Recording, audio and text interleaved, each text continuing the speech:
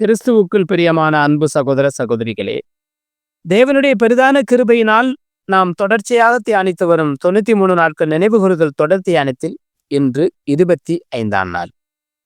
இன்றைய நம் தியானத்தின் தலைப்பு மாம்சீக பலவீனங்களும் விரும்பி செய்கிற பாவங்களும். அன்பானவர்களே, தங்களை முழுவதுமாக தேவ சித்தத்திற்கு அர்ப்பணித்திட்ட மற்றும் உலகத்திலிருந்து பிரிந்து மனதை புதிதாக்குவதற்கு முயற்சி செய்யும் அனைவரும் கர்த்தருடைய நினைவுகூறுதல் ஆசரிப்பில் பங்கேற்க தகுதியானவர்கள். இதைத்தான் அப்போஸ்தலன் பவுல் எந்த மனுஷனும் தன்னைத்தானே சோதித்தறிந்து என நம்முடைய இருதயத்தின் நிலையை குறிப்பிடுகிறார்.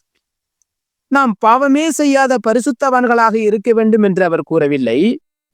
நம்முடைய மறதி, சோர்வு போன்ற மாம்ச பலவீனங்கள் நம்மை தகுதியற்றவர்களாக்காது. ஆனால் தான் செய்த பாவங்களை கிறிஸ்து மூலம் தேவ சமூகத்தில் அறிக்கை செய்து தேவனிடம் மன்னிப்பு பெற்று அந்த பாவங்களுக்காக மனம் திரும்பாமல் இருக்கும் பிடிவாதமே நம்மை தகுதியற்றவர்களாக்கும். மனம் புதிதாகுதல் என்பது நமக்கு விருப்பமாயிருந்த பாவங்களை விட்டுவிட்டு முழு மனதுடன் தேவனுடைய விருப்பத்துக்கு நம் விருப்பத்தை ஒப்பு கொடுப்பதை குறிக்கிறது. இது அர்ப்பணிக்கப்பட்ட வாழ்க்கையின் ஒரு பகுதி. அப்போஸ்தலர் பவுல், நான் விரும்புகிற நன்மையை செய்யாமல் விரும்பாத தீமையே செய்கிறேன் என தன் மாம்ச போராட்டத்தை பற்றி ரோமர் 7வது அதிகாரம் வசனம் 19 எழுதியுள்ளார். இது நமக்கும் பொருந்தும்.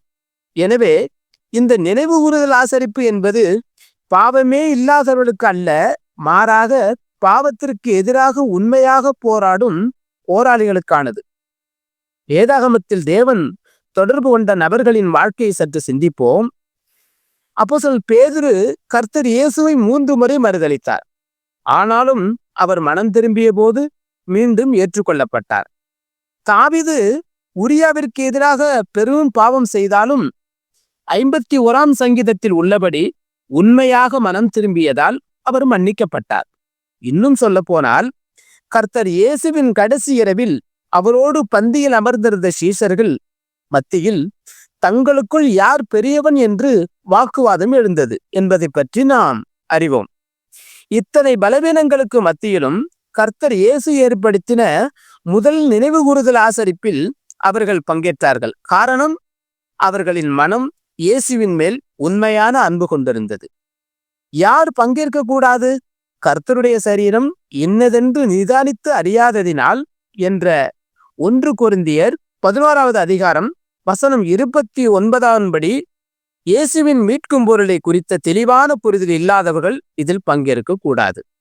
எபிரேயர் 10வது அதிகாரம் வசனம் 26 இவ்வாறு வாசிக்கின்றோம், சத்தியத்தை அறியும் அறிவை அடைந்த பின்பு நாம் மனப்பூர்வமாய் பாவம் செய்கிறவர்களாய் இருந்தால் பாவங்களின் நிமித்தம் செலுத்தத்தக்க வேறொரு பலி இனியிராமல் என்ற வசனத்தின்படி கர்த்தர் இயேசுவின் பலி இப்படிப்பட்டவர்களுக்கு உரியது அல்ல. இதை நாம் உணர்ந்து நம்மை நாமே சோதித்தறிந்து, அதாவது என் பாவங்களுக்காக நான் மனப்பூர்வமாக வருந்துகிறேனா, அவற்றிலிருந்து விடுபட போராடுகிறேனா என்ற கேள்விகளுக்கு நமது பதில் ஆம் என்றால் நாம் தாராளமாக பங்கேற்கலாம். அப்பம் நம்முடைய விசுவாசத்தினால் நீதிமானாக்கப்பட்ட நிலையை வலுப்படுத்துகிறது. திராட்சை பழ ரசம் பலியின் பாதையில் செல்ல நம்மை ஊக்குவிக்கிறது. பலவீனங்களை அறிக்கையிட்டு நம் பலவீனங்களில் அவர் பலன் பரிபூரணமாக விளங்க ஜெபித்து வரவிருக்கும் நினைவுகூறுதல் அனுசரிப்பில் பங்கெடுத்து ஆவிக்குரிய பலம் பெறுவோம். நாம் கேட்ட இந்த சத்தியத்தை நம்முடைய இருதய பலகையில் எழுதி கொள்வோமாக. தேவ கிருபையும் இரக்கமும் தொடர்ந்து ஒவ்வொரு நாளும் நம்மை வழிநடத்துவதாக.